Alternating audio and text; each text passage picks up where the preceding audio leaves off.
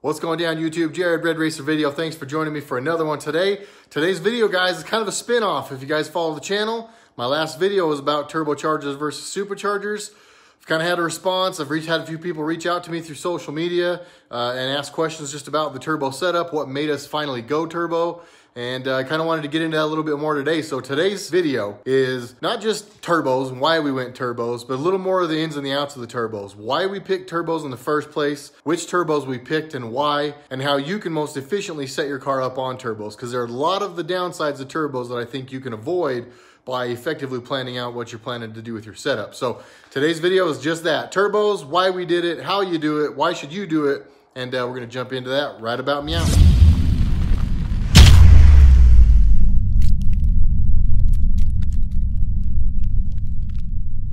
Real quick here, I gotta show you guys. We got a new member to the family. And you guys know I'm a Chevy guy. Chevy Camaro, Chevy Traverse, Chevy Cruze. What have we here? Got a little Mopar action happening at the Royce household today. Not my car, don't worry. Don't worry, I'm not converting. It's my man Jake Jackson's car. Good friend of mine, fellow Utah head turner. He needed a place to stash the car for a couple days. He was going out of town, and so he's parked on the side of my house. So just in case you guys needed to, we do offer boat storage here at the Royce house. Yeah, take that. Had to go get a hoodie on. It is flipping freezing out here. Real quick update for you guys, channel update. It's still super snowy here, and the weather says we're gonna get a bunch more of it. If you look behind me, the skies suck. We're supposed to have like a whole nother week of just snow. We got over a foot this last week. Car's just been sitting in the garage. The roads look okay, but they salt our roads like crazy, and I'm not about having all that salt all over my car. So that's why we're still doing the geeky videos about some of the technical stuff. But like we talked about today, guys, we are jumping into a little more in-depth on the turbos that we have run on the vehicle. You saw my last video, we talked about turbo versus supercharger. Got a lot of good response from that, so thank you guys for all the comments. I appreciate the couple of you also who reached out to me through social media and had questions about the setup on the car. That is why I'm making this video today. Almost a spin-off, almost a part 2 of the video we made earlier this week, but this video is just about turbo setup. So let's say you've already picked your going turbos, and what do you do now? What are the next steps? What should you do to make sure that you effectively set up your turbocharged car? There's a lot that can go wrong, there's a lot that can go right, but there are a lot of nuances that go into the turbos, and that kind of leads me into my first point about this. One of the biggest challenges, and I hit on this in my video a little bit, so I don't want to get redundant and say all this stuff over again. One of your biggest challenges on these cars, especially with turbos, is going to be space, and it's going to be picking the right turbos. The turbos that are on this car, and we don't talk a lot about this, guys. The kit that's on my car was originally an AGP kit, AGP Turbo Systems. A lot of you guys know who they are. They've been doing this an incredibly long time. They've built tons and tons and tons and tons of turbo systems. So they were the manufacturer we selected for the kit. They've got a great 5th gen kit. JDP had put a couple of their kits on 5th gen Camaros with excellent results. Jeremy, the tech down there, the shop manager, his Camaro Lurch is running an AGP kit on his car and is very, very fast. They're kind of going to all new fueling and all kinds of stuff on the car right now. So that car's kind of in a transition, but they got excellent, excellent power out of that kit. The fitment was good. It seemed like everything on the car was pretty solid, so that's why we picked them. We have, real quickly, and this is not my knock on AGP moment, but this is just being real with you guys. We've had some challenges on the kit.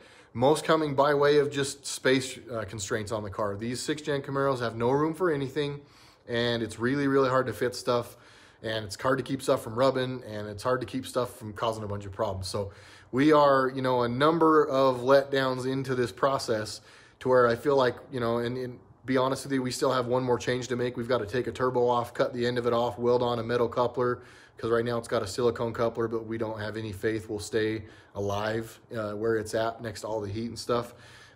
So we're close to having this thing to where I feel pretty confident we can go take it, road course it, autocross it, you know, do whatever we want to do in it and not have any problems. But I got sidetracked. Picking your turbos wisely is going to be one of your biggest issues on the car. And that's something that I think you need to put a lot of thought into, a lot. The turbos that are on this car are BorgWarner EFR 7163s. And they are a turbo that is essentially made for race duty. Not just like drag racing duty. BorgWarner built these turbos for Indy, essentially. The Indy series runs these turbos. Every Indy car out there has got 2 of them on it. And it is basically designed to make little to no lag. They want response. You know, for the guys that race these things, it is really hard to wait on power. It's really hard to have power be unpredictable. So we need our power now, and we need to know when it's going to make it. It needs to be consistent. And so the EFR line of turbos has done a really good job with that.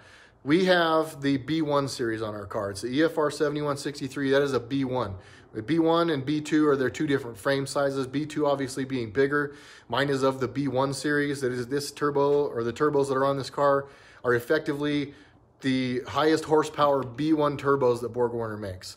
They are small. It's only a 57 millimeter turbo, so it's one of the little ones, but they're capable of 550 a piece.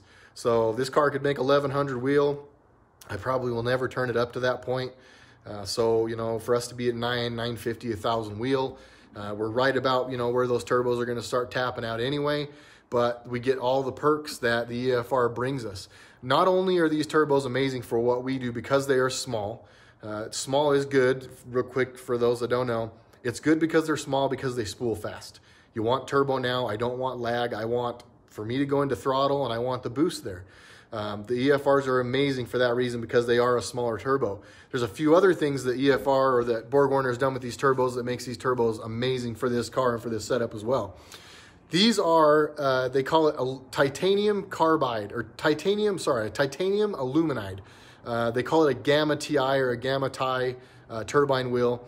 It's essentially a really snazzy way of saying that the material that they used for the turbine on this car is stupid light. It's 50% lighter than the majority of the other turbine wheels that manufacturers are using, and the shaft is actually made of that same material. So what that means is that you have a lot less weight in there. When the car's trying to push that and spin it, it's a lot lighter, so it just spins freely. It is super, super easy to come on boost in this car. The other things that help with this, so you've got your light wheel, which is obviously a huge help. And then you've also, these are dual cartridge ball bearing turbos. So they spin super freely because of that as well, not to mention the durability and the longevity that gives you. So these worked perfect for what we wanted to do. We're not big drag racers around here. You guys probably already know that. I will run a quarter mile. Like, my goal is to run like a 9.2, 9.3 next year, and then honestly just put it back on the shelf. I don't plan on doing a lot of drag racing.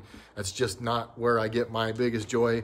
And so what we want to do with the car is autocross. We want to do road course. We want to do speed stop, basically LS Fest West style events, Optima Search for the Ultimate Street Car style events.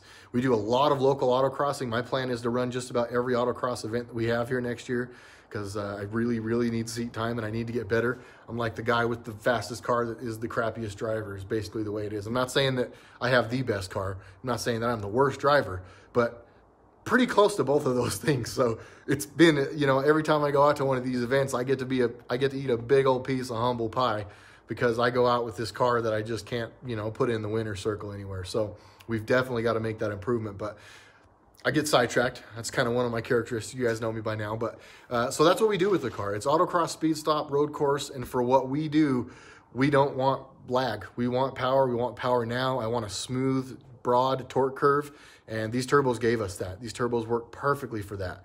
And the last thing being that these are water cooled. They are aluminum housings.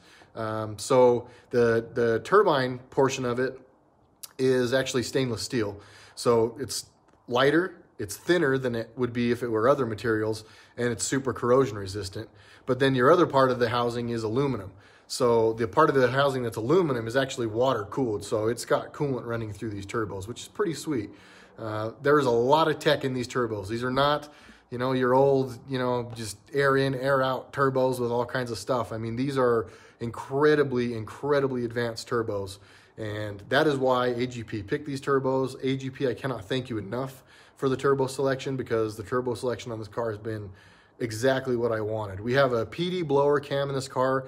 We have JDP's stage 2 heads cam package on the car, but the cam that was in the car was designed for a positive displacement blower.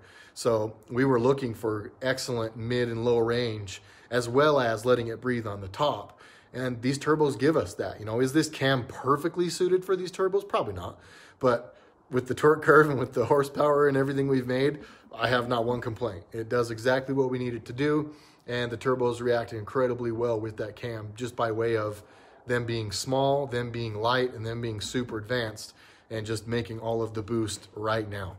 Real quick, guys, I said this video would also kind of be about why we went turbos, and I want to touch on something real quick. My good friend John Cagle today, we were text messaging a little bit this morning, and I said this to him, and I kind of thought, you know what, I should probably put that in a video. But if I'm being perfectly blunt with you guys, a big part of why we are twin turbo on this Camaro behind me right now is because of you guys. It's because of YouTube. YouTube is absolutely a plan of mine. It is part of like the life plan. It is a career goal of mine. It's not the only thing that I have going on in my life that's generating income, but I make no mistake about it, absolutely intend for it to be the most lucrative thing going forward. I know I've got my work cut out for me still, but that is the plan. And so, you know, when we made the investment to put turbos on this car, when we had a perfectly good, stupid fast Magnuson supercharged car, a lot of the thought process was, A, I'd never had turbos before, so I wanted them. 2, YouTube thinks turbos are cool. People think turbos are cool. I think turbos are cool. And I was kind of starting to get the hype. I was kind of starting to get the bug, and I was watching all these guys. You know, like a lot of you guys, I watch Street Outlaws, not all the time, but I catch a little bit of it here and there.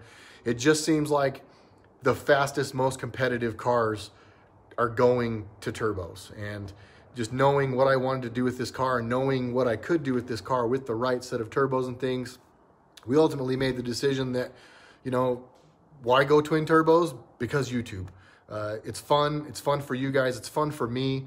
It's going to make the channel, I think, next level, because I truly believe those turbos that are on this car are part of what makes this Camaro special, if you will. And that's not to knock any of the other guys' builds out there. I got a lot of really good friends out there with amazing Camaros, amazing builds.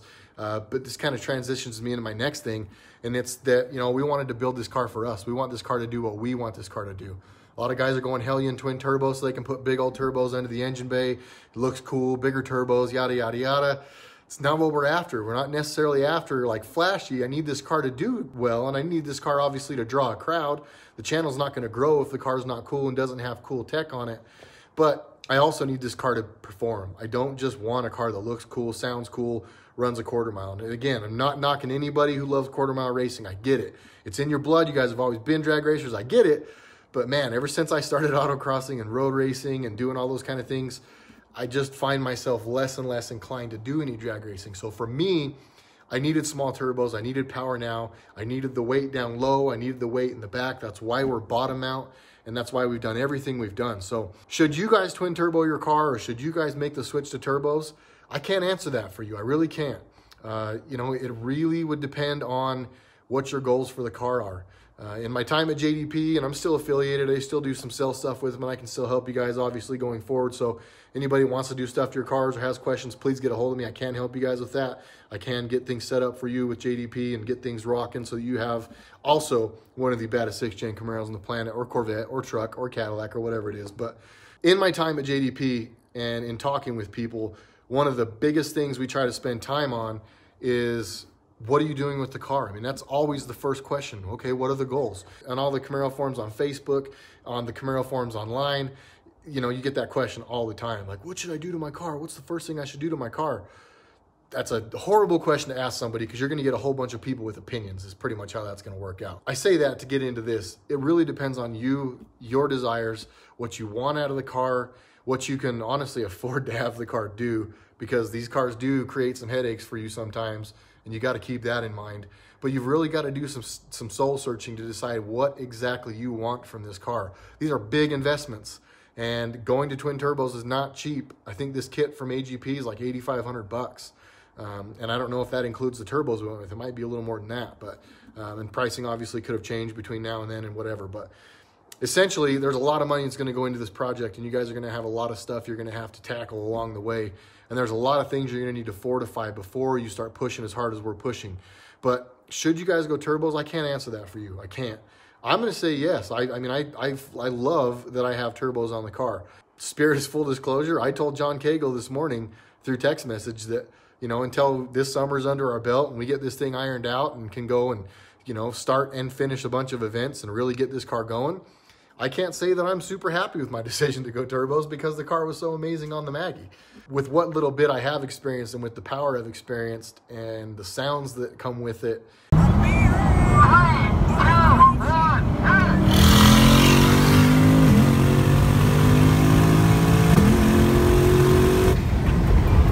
And just everything. I'm happy with what we've done, but you know, to say that it's better than it was on the Magnuson Supercharger right now would be a stretch. It's better at some things, but it's worse at some things. And I think the proof will be in the pudding, you know, time will tell, so to speak, whether or not that this is something you should do. So you guys have to decide what you want out of your car. You have to decide if you want the added headache of turbos. If you do, be very careful about the turbos you select. I do very much believe that AGP has the secret sauce on the turbo. Not that it's a secret, but I think the BorgWarner EFR 7163 turbos are amazing. Kevin told me over and over and over not to go bigger. Just trust me. These turbos are the one. These are the ones. Just run them. Stop asking for bigger turbos. These are the ones. And I've said that like 4 times because I literally called him like 4 times and tried to talk him into bigger ones. But thank you, Kevin, for talking me into the smaller ones, because these turbos are exactly what I wanted, and I'm happy with it. So there you have it, guys. That's a little bit of the geeky information on the turbo side of stuff, why we went twin turbo, do we like it, should you do it? And if there's stuff that I've missed, because I probably have, please, guys, in the comments down below, let me know what you guys are thinking. If you have questions, please let me know what those are. If you have recommendations for the channel, things I could change, things you guys want to see going forward, there's a whole bunch of stuff on this car that I would love to showcase for you, and we will be doing that in due time. So for Jared, for Lola, for RedRacer Video, my friends at JDP Motorsports, thank you guys so much for watching, and I will catch you guys on the next RedRacer video. See you guys.